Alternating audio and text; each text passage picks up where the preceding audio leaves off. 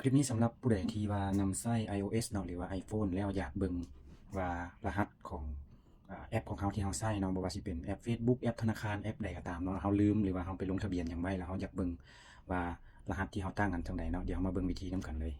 สำหรับ iPhone หรือว่า iOS เนาะก็แม่นเข้ามาที่setting ก่อนเนาะปึ๊บหลังจากนั้นเนาะก็เลื่อนอ่าตั้งค่าเนาะตัวมิดมันต้องเป็นตั้งค่าเนาะตัวนี้ setting ตั้งค่าหลังจากนั้นเลื่อนมาสุดท้ายสุดเนาะแล้วมาที่แอป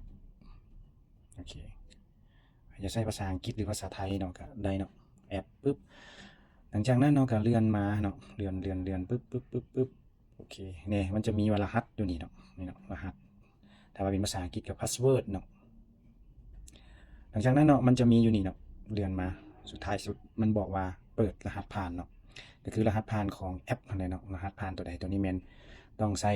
หน้าเนาะตัวนี้ต้องใส่อันใบหน้าเนาะก็คือว่าหน้าจอมันตันอยู่เนาะก็เลยอันนี้มีแต่ว่าเราต้องการตัวใดแล้วแม่นเราก็นำใส่เลยสำหรับระบบ iOS เนาะจะมีความปลอดภัยหลายกว่าระบบ Android เนาะแต่ว่าก็มีความยุ่งยากหน่อยนึงแต่ว่าเราก็เบิ่งวิธีแล้วก็นำใช้เอาเนาะขึ้นกับความเหมาะสมในการนำใช้เนาะและความสะดวกในการเลือกใช้ตัวนี้แม่นเราเบิ่งแอปอีหยังต่างๆก็สบายคือกันเนาะโอเคสำหรับคลิปนี้ถ้ามันมีประโยชน์ก็ฝากกดไลค์กดแชร์กดเสียบคลิปนี้เนาะขอบใจ